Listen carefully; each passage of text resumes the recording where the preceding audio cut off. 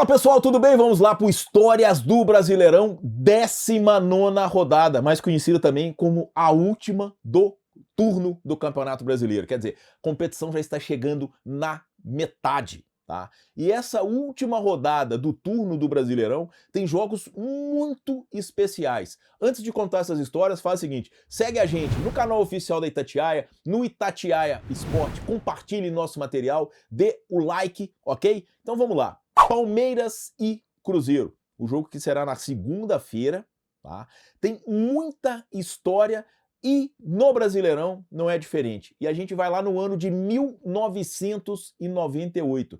Foi o ano mais especial na rivalidade entre esses dois clubes, que foi uma marca do futebol brasileiro ali na década de 90. E começa em 96. Eles decidiram a Copa do Brasil, o Cruzeiro foi lá dentro do Parque Antártica, conquistou o título com uma vitória por 2-1, e ali nasceu uma rivalidade toda especial entre Cruzeiro e Palmeiras na década de 90. E em 1998 foram 3 confrontos entre esses dois clubes em mata-mata.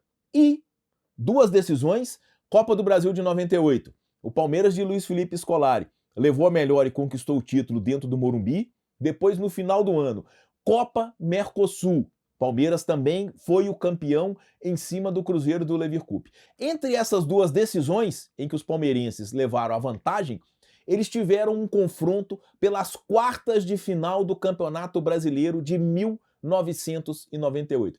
Palmeiras classificou com a segunda melhor campanha, o Cruzeiro com a 7ª após uma grande arrancada, e aí eles se enfrentaram nas quartas de final. O regulamento daquele ano previa a disputa de até 3 partidas, e isso aconteceu naqueles duelos entre Cruzeiro e Palmeiras. O primeiro jogo foi no Mineirão, num sábado à noite, dia 14 de novembro, véspera de feriado, né? Feriado do dia 15, que acabou caindo no domingo, não fez muita diferença, mas dia 14 de novembro, Cruzeiro recebeu o Palmeiras no Mineirão e venceu por 2-1, tá? Cruzeiro venceu por 2-1. Com isso, ele precisava de 2 empates ou uma vitória para poder ir às semifinais do Campeonato Brasileiro.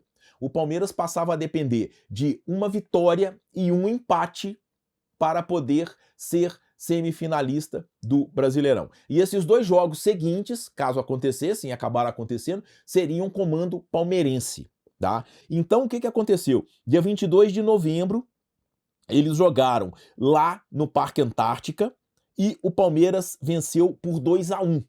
Com essa vitória palmeirense por 2-1, o que aconteceu? O terceiro jogo precisou ser disputado, e ele foi no dia 26 de novembro, também no Parque Antártica. Lembrando que o Parque Antártica, a Palestra Itália, é no mesmo local onde hoje está o Allianz Parque, o estádio palmeirense, né, que foi demolido e construída a arena no mesmo local em que ficava aí o Parque Antártico ou o Palestra Itália. Com o Palmeiras vencendo por 2-1 o segundo jogo, foi necessária a terceira partida, 26 de novembro, também lá no Palestra Itália. O Cruzeiro abriu 2-0, com 2 gols do Marcelo Ramos, seguidinhos ali, 32 e 34 minutos do primeiro tempo, e o Cruzeiro parecia com a vaga bem encaminhada. Na segunda etapa, o Palmeiras conseguiu o empate que lhe daria a vaga, com Almir e Paulo Nunes. Coincidentemente, 2 jogadores que jogavam ali pela ponta direita, mas o Palmeiras foi pro sufoco. Almir e Paulo Nunes empataram aquela partida. Com o 2-2, o Palmeiras seria semifinalista do Campeonato Brasileiro. Depois disso, o Valdo foi expulso. O meia do Cruzeiro, que era o maestro daquele time, foi expulso. Apesar de um homem a menos na casa do adversário, o Cruzeiro conseguiu fazer o terceiro gol com o Fábio Júnior já aos 43 do segundo tempo, venceu por 3-2 e foi às semifinais do Campeonato Brasileiro contra a Portuguesa. Então, Palmeiras e Cruzeiro em São Paulo, é impossível não lembrar deste grande confronto entre os dois clubes nas quartas de final do Brasileirão de 1998. E aí, pessoal, Atlético e Bahia. É uma memória muito recente, principalmente para o torcedor atleticano, né? E leva a gente ali para 2021. Campeonato Brasileiro de 2021. O Galo fez uma campanha espetacular e a primeira oportunidade que ele tinha de ser campeão brasileiro depois de 50 anos, o Galo levantou a taça em 1971, aquela histórica vitória de 1-0 sobre o Botafogo no Maracanã, e 50 anos depois em dezembro de 2021, a primeira oportunidade que ele tinha de ser bicampeão brasileiro era exatamente diante do Bahia na Fonte Nova, dia 2 de dezembro. Depois de um primeiro tempo ali, meio mais ou menos, um 0-0, parecia que não ia ser naquele dia. O Bahia abriu 2-0, gols do Luiz Otávio, zagueiro, e do Gilberto, centroavante que hoje está no Cruzeiro, e parecia que estava ali, pelo menos, adiando a conquista atleticana. Até que iniciou uma das maiores reações da história do Campeonato Brasileiro. E em apenas 6 minutos, isso mesmo, em apenas 6 minutos, o Galo virou aquele jogo. O Hulk diminuiu cobrando pênalti, tá? E isso já aos 26 minutos do segundo tempo.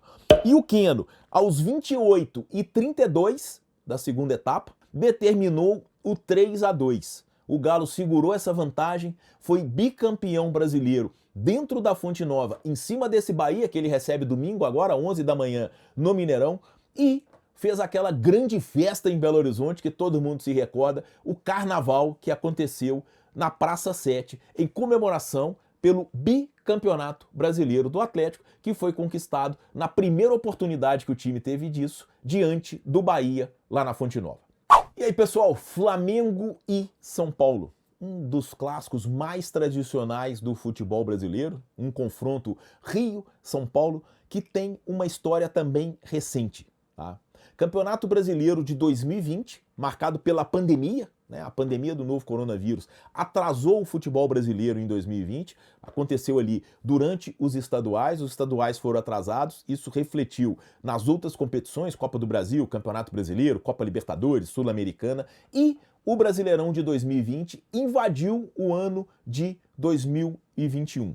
E em fevereiro de 2021 aconteceu a reta final daquele Brasileirão, da Série A, tá? Em que a gente teve 4 times brigando pela taça. O Atlético, o São Paulo, o Flamengo e o Internacional. Só que na última rodada, esse São Paulo aqui já estava fora da briga, o Atlético também já estava fora da briga e apenas Flamengo e Internacional poderiam ser campeões. Os dois times tinham jogado dia 21 de fevereiro de 2021 no Maracanã. O Flamengo venceu por 2-1 de virada e tomou a ponta na classificação. Tá? O Flamengo, com essa vitória de virada, foi aos 71 pontos, tá? E o Internacional ficou com 69 pontos. Então, quer dizer, o Flamengo somava 71, o Internacional 69 pontos e na última rodada, o que acontecia? O Internacional recebia o Corinthians no Beira-Rio, isso no dia 25 de fevereiro de 2021, e o Flamengo jogava contra o São Paulo no Morumbi, sendo comandado por Rogério Ceni, né, o maior ídolo da história do São Paulo, treinando o Flamengo, que buscava o bicampeonato brasileiro em sequência. O Internacional tentava o primeiro título gaúcho na era dos pontos corridos, recebendo o Corinthians no Beira-Rio.